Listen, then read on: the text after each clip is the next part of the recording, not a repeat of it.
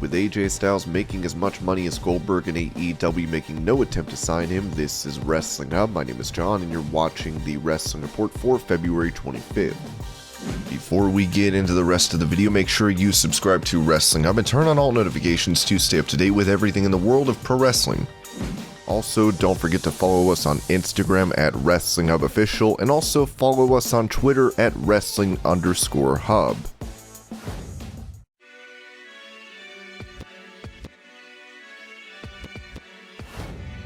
At Elimination Chamber, Brock Lesnar was able to defeat his opposition and reclaim the WWE title, setting up a unification match against Roman Reigns at WrestleMania. The former champion Bobby Lashley would be pulled from the match on pay-per-view as the company knew he was injured weeks before the event. Lesnar would break out of his pod when Lashley's was supposed to open, and it was a massive moment, though it was not planned, as it was pointed out why this took place in the Wrestling Observer newsletter. At the 9:20 mark of the match, the idea was that Lashley's pod would be opened since it was his time, but he wasn't there. Lesnar obviously knew Lashley was going to be taken out and not in the match, but he didn't know they were going to signal for Lashley's pod to open and it not be Lesnar's, as he figured he was next. He also knew that they were running low on time and had a hard out when the show had to be over. Lesnar thought it was a mistake and thought his pod was supposed to open, so physically broke out of it and then destroyed everyone.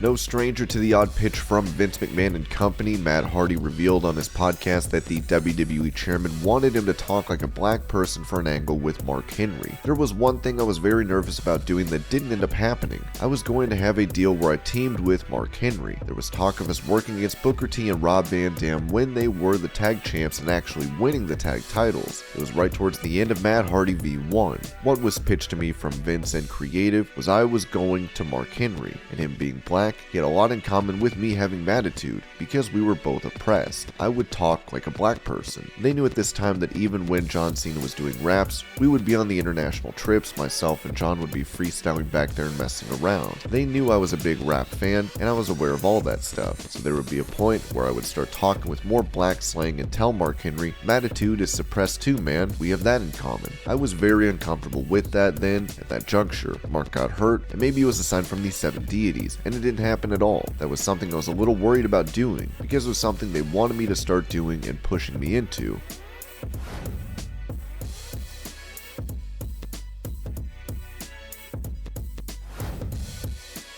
While he would reach the top of the mountain and become WWE Champion, Big E's title reign left a lot to be desired, as reports claim there are no more plans to push Big E as a single star. Talking about this on his Hall of Fame podcast, Booker T noted that Big E's association with the New Day held back his run. "I love Big E. Big E is one of my guys. I've praised Big E on numerous occasions. I don't think he did anything to actually leave the New Day behind. He still wore the New Day gear. He still did the clap in between just to keep people in tune to I'm still New Day. I'm still representing New Day. So why wouldn't he go back to the New Day when the run is over?" I said maybe Big E should have shed a couple things and make that time, that run his own, and make that run about Big E. I don't think Big E, throughout his run, really ever made the run about Big E. I think that might be part of the problem. Social media and stuff like that, there's a time to actually use it, and I think it was a perfect time for Big E to actually use social media and say to hell with the New Day, to hell with Kofi and Xavier. I don't have time to be messing around and playing games right now. Out with the old and in with the new Big E. For Big E to be thinking about himself as far as getting over, and I think he got over, but something was lacking. I want nothing but the best for Big E. I did say that I wished Big E would have shifted gears. My thing on this is, he could have always gone back to the New Day. That's like Money in the Bank. You can pick it up whenever you need it.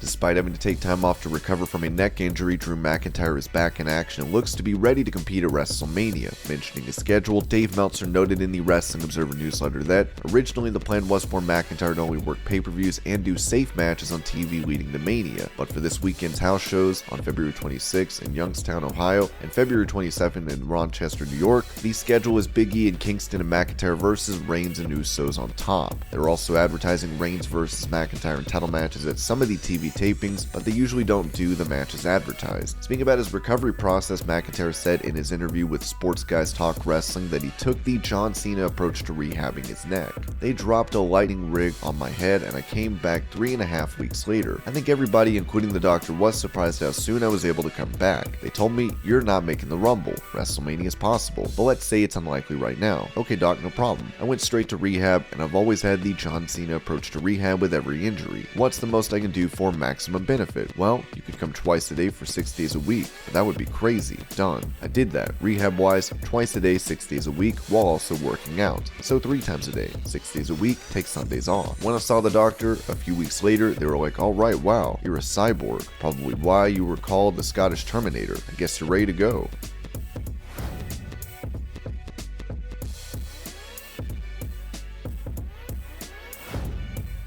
With it reported yesterday that Cesaro's WWE contract expired, he is no longer with the company after not being able to come to terms on a new deal. He will also not have a non-compete clause, so we could see him sign with another promotion very soon. In some additional news on this matter, it was said in The Observer that this was more of a WWE decision than a Cesaro decision in the sense he wasn't looking to leave like others were, but they made an offer he didn't like. He is free to go anywhere immediately. They didn't offer him a huge deal like Owens and Zayn and Styles to stay. While many are thinking AEW is a likely destination for Cesaro, it seems the company has yet to give him an offer. He also hadn't gotten any backdoor AEW offer when he was negotiating, so it wasn't that he got a better offer elsewhere. That isn't saying AEW may not make an offer now that he's a free agent. Right now, he's leaving the promotion unless something changes. WrestlingNews.co would further note that Vince McMahon was never on board with pushing him as a top guy, and the feeling was that he was just a good hand, but not someone who could be seen as a main eventer.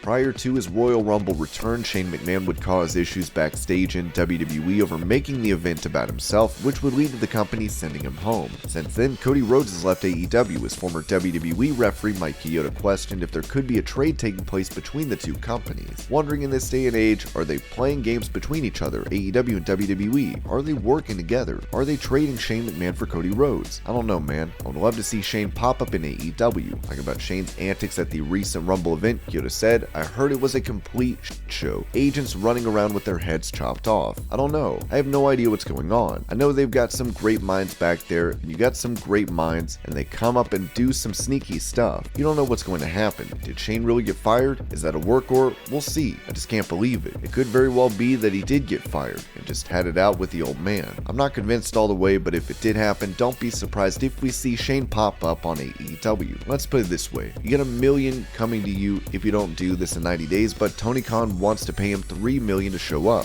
What do? Shane is a popular draw, man. He shows up. Does he got some still left in his tank? Yes, he does. He's come back, he's busted his ass with the talent, and I just don't see where there's room for Shane McMahon in WWE. Shane McMahon is WWE too. To me, he is.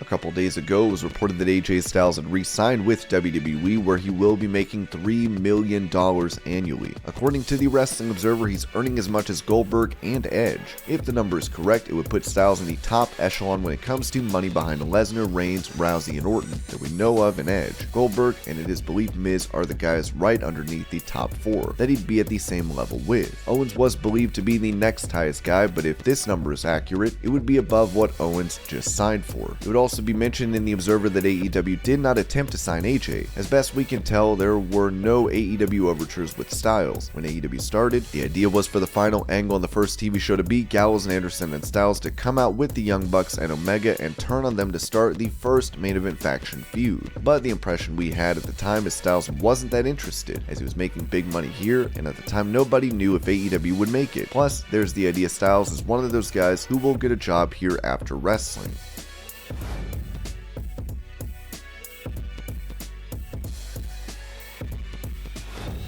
A report network from last month claimed Corey Graves had been medically cleared to wrestle in WWE. Now the color commentator has confirmed this while speaking to TMZ. I went and spent some time with doctors middle of last year. I kinda got the itch. This is one of the first times I'm saying this publicly. I have been medically cleared to compete. It's not an immediate goal of mine. It was just something I needed to know for my own sanity. My journey in the ring got cut short, and it's kinda eaten at me for years, always wondering what if there's a chance, what if there's an opportunity. I went and did the necessary steps, and it turns out I'm more than okay than I thought I was, but never say never. It's not an immediate goal. You can never take the wrestler out of my heart, so I would be remiss if I didn't say I didn't have any interest in something.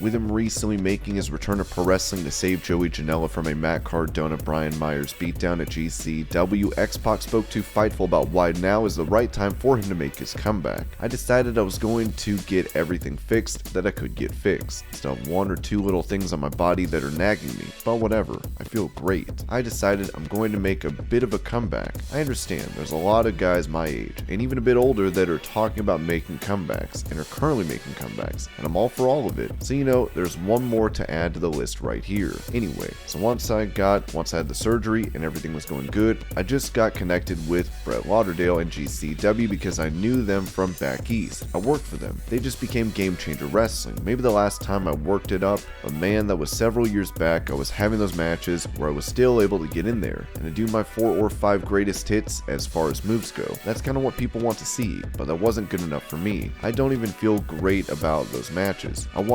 I didn't want to end it on that. And this was your pro wrestling news update. I hope you're all having a great day. Thank you so much for watching, and I'll see you later.